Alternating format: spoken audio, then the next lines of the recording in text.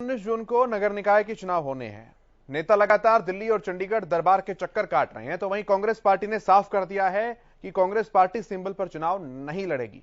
उसके बाद कांग्रेस के नेताओं में खलबली मच गई है और कई नेता अपने नेताओं से नाराज भी दिखे। तो वहीं भाजपा नेता भी कांग्रेस के इस फैसले पर चुटकी लेते हुए दिखाई दे रहे हैं। निकाय चुनाव के लिए महज कुछ दिनों का ही समय बाकी है। ऐसे में पार्टियों के बीच में क्या उठापटक चल रही है, ये रिपोर्ट आप देखिए।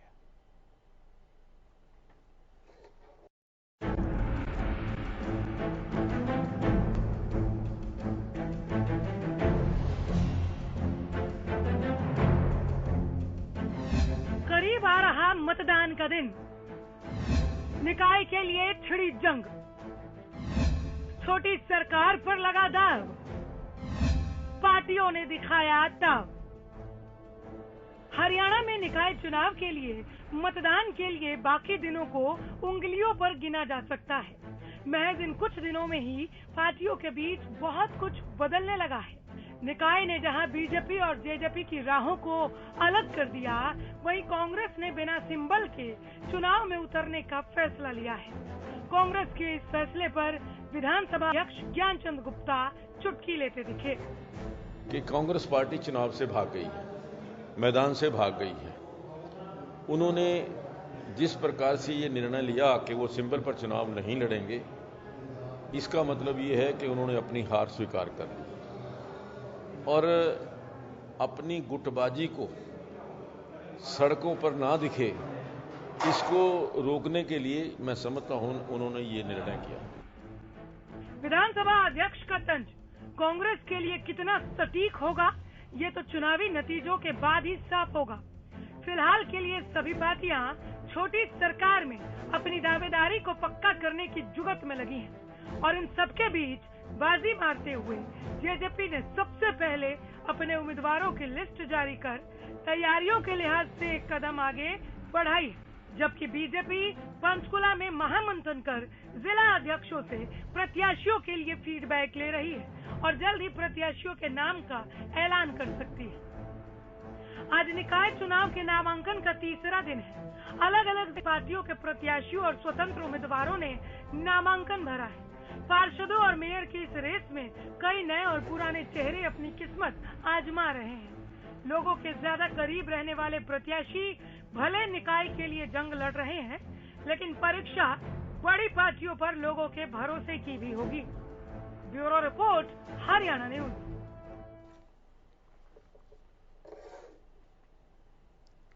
तो रणनीति के लिहाज से तैयारियां जो हैं लगातार चल रही हैं और इसी मुद्दे पर हम बात करते हैं। जो गेस्ट मेरे साथ जुड़े हैं उनका परिचय मैं सबसे पहले आपसे कराऊं। भारतीय जनता पार्टी की तरफ से अपना पक्ष रखने के लिए प्रोफेसर विधु रावल जी हमारे साथ जुड़ चुके हैं, तस्वीरों में आपके सामने, और राकेश गर्ग जी कांग्रेस पार्टी के प्रवक्ता आपके साथ जुड़ चुके हैं, बहुत स्वागत है आपका। सुशील सिंह जी न्यूज रूम से हमारे साथ हमारे सहयोगी जुड़े हैं, बहुत स्वागत। प्रोफेसर साहब, शुरुआत में आपसे ही करता हूं, बैठक बड़ी लंबी चल रही है पंचकुला में अभी तक। जी, स्वाभाविक ही है, क्योंकि भारतीय जनता पार्टी ही is the party to watch, जिसकी तरफ सभी पार्टियां तो नजर गड़ाए हुए हैं ही। इसके साथ साथ ये सभी निकायों की जो जनता है वो भी चाहती है कि सबसे अच्छे उम्मीदवार जो हैं वो भारतीय जनता पार्टी में मिले। हम जानते हैं कि भारतीय जनता पार्टी में इस समय उम्मीदवारों की बहुतायत है, तो सबसे ज्यादा जो मंथन है, सबसे ज्यादा जो हार्ड एक्सरसाइज है वो भाजपा को करनी पड़ रही है। ये तो एक स्वाभाविक बात है। जिन पार्टियों के पास उम्मीदवार नहीं है वो तो बहुत जल्दी जो है निश्चित तौर पर उनको इतना संकट नहीं हुआ होगा, उनके लिए इतना मेहनत नहीं लगी होगी।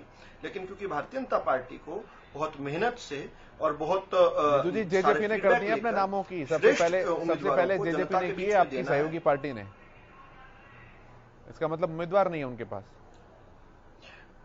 देखिए, नहीं, उम्मीदवार उनके पास हैं, वो सत्ता में रहने वाली पार्टी के पास उम्मीदवार होते भी हैं, तो इस कारण से ही उन्होंने जल्दी किए हैं। लेकिन बहुत सारी पार्टियां ऐसी हैं जो इंतजार में थी। उनके उम्मीदवार कौन थे? जो भाजपा से जिसको टिकट न मिले उन लोगों को वो लपकने की फिराक में थे। लेकिन भारतीय जनता पार्टी ने बड़ी सूझबूझ के साथ 1 जून का जो आज चुनाव समिति का हमारी बैठक थी, आपकी रिपोर्ट में शायद प्रदेश कार्य समिति को 1-2 बार कह रहे थे। आज प्रदेश कार्य समिति की बैठक नहीं है, आज चुनाव समिति की बैठक है। प्रदेश कार्य समिति की हम लोगों की बैठक जो है वो हिसार में 27 और 28 को हो चुकी है, जिस पर हमने ये निर्णय लिए थे जैसे एक चुनाव में अकेले जाने वाला निर्णय जो है ये भी।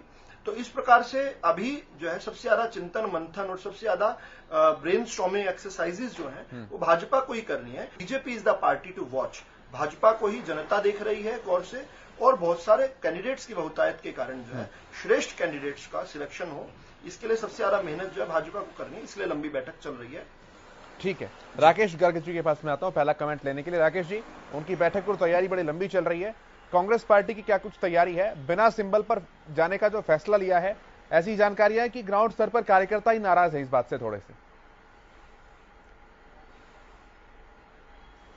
सर, मैं पहले जो हमारे भाजपा के प्रवक्ता साथी बोल रहे थे उनकी एक लाइन का जवाब दे देता हूं कि जनता भाजपा को देख नहीं रही, जनता द्वारा भाजपा को देखने का समय आ गया है। और ये शब्द मैं क्यों कह रहा हूं, पहले मैं कांग्रेस पार्टी का स्टैंड आपके चैनल के माध्यम से क्लियर कर देता हूं। देखिए, जो सिंबल पे चुनाव लड़ने का निर्णय है, ये कोई अस्वाभाविक और अप्रत्याशित कुछ भी नहीं है। कांग्रेस पार्टी का हमेशा ये विश्वास रहा है कि जो निकाय के चुनाव है, जो पंचायत के चुनाव है, जो छोटे चुनाव है, इनको राजनीति से इतर रखना चाहिए, क्योंकि ये चुनाव बहुत ही छोटे स्टेज पर होते हैं, भाईचारा आपस में बहुत ज्यादा होता है, प्रेम प्यार बहुत ज्यादा होता है, और जो मुद्दे होते हैं वो कोई भाजपा की तरह भारत पाकिस्तान, हिंदू मुसलमान, मंदिर मस्जिद मुद्दे नहीं होते हैं। यहाँ जो मुद्दे होते हैं वो उनकी जरूरत से जुड़े हुए, गली का है, सीवरेज का है, पानी का है, चुपाड़ का है, बहुत छोटे मुद्दे होते हैं।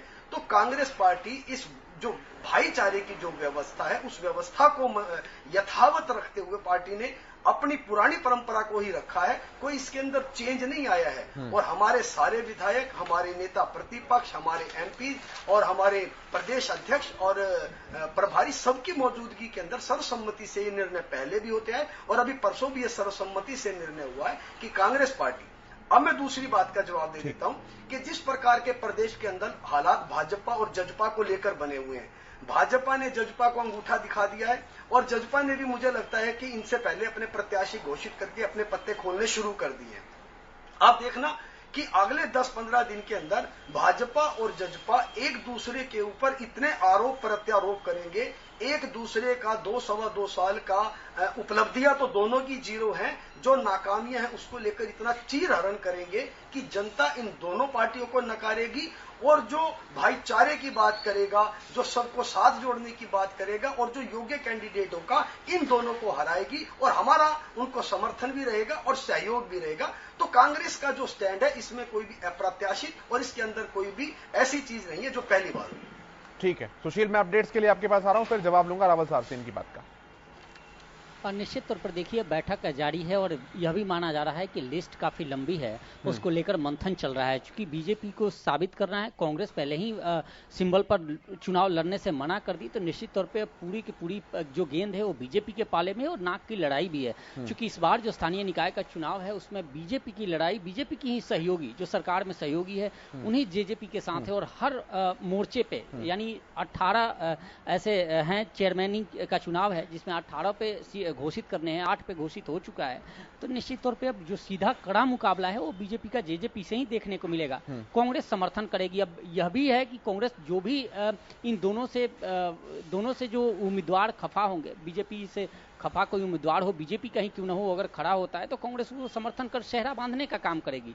लेकिन जो शुरुआत है और जो रुझान आ रहे हैं, जो समझ आ रहा है, उसके मुताबिक एक कड़ा मुकाबला बीजेपी का जेजेपी से या बीजेपी का बीजेपी से कहें, सरकार का सरकार से, चूंकि दोनों सरकार में साझेदार हैं, तो ऐसे में इनसे है। और यह सबसे बड़ी चुनौती है कि बीजेपी सिंबल पे लड़ रही तो कितनी सीट बीजेपी जीत पाती है। जी ठीक है सुशील, जो गर्ग साहब भी जिक्र कर रहे थे उस बात का, उन्होंने कहा कि वो भाईचारे वाला एंगल जो है, ग्राउंड पर आप रहते, जो कांग्रेस के कार्यकर्ता हैं जो ग्राउंड पर रहकर काम करते हैं, चीजों को देखते हैं, वो क्या कुछ मान रहे हैं इस बिना पार्टी सिंबल के चुनाव में जाने वाले के फैसले को लेकर? असंतोष है क्या कहीं पर?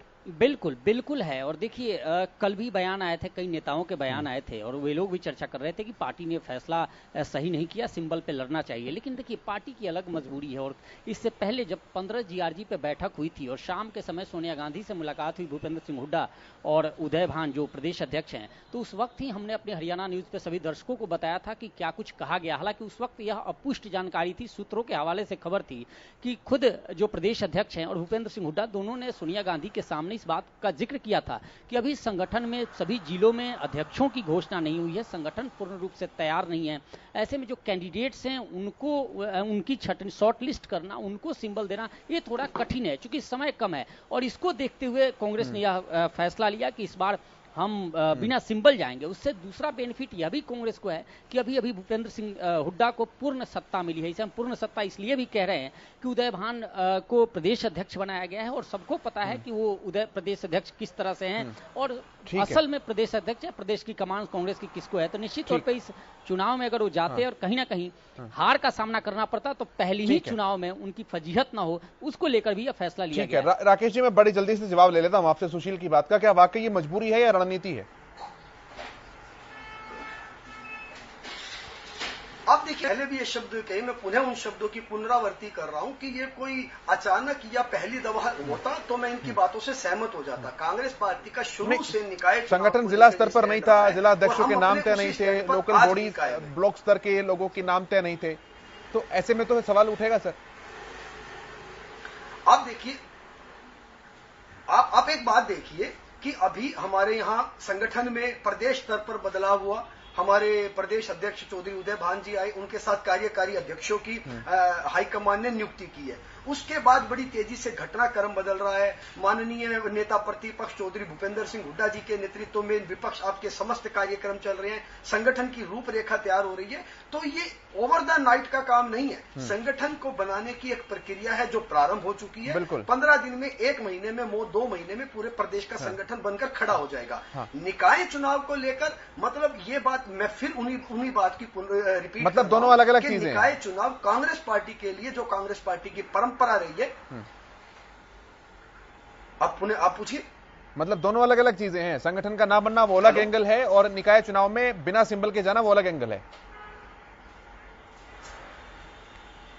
हाँ, आप इनकी कंपैरिजन कैसे करते हैं? संगठन का काम है, जो संगठन है वो प्रदेश अध्यक्ष जी का या उनका अपना मामला विदु जी के पास बना रहे हैं, निश्चित रूप से संगठन हमारा अति शीघ्र अस्तित्व में आ जाएगा। ठीक है विदु जी, बाकी अपनी बात।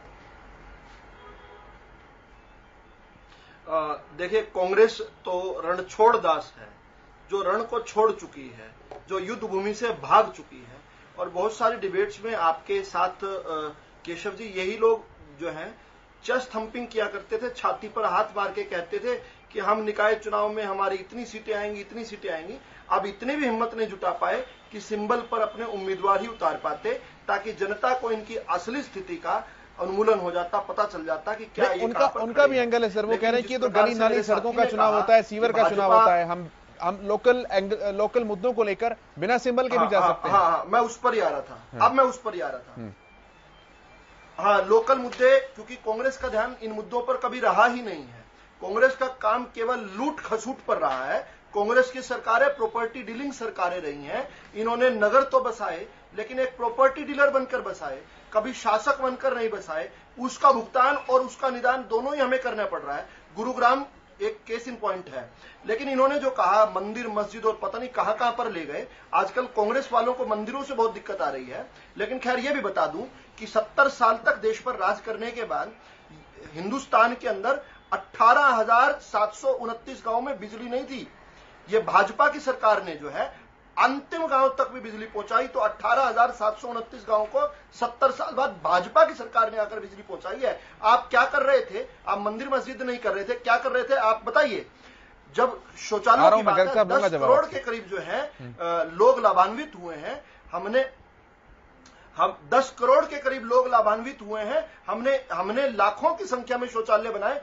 33,122 शौचालय पब्लिक शौचालय जो है, इससे अतिरिक्त है इंडिविजुअल शौचालय जो है, हमने हरियाणा में बनाए हैं।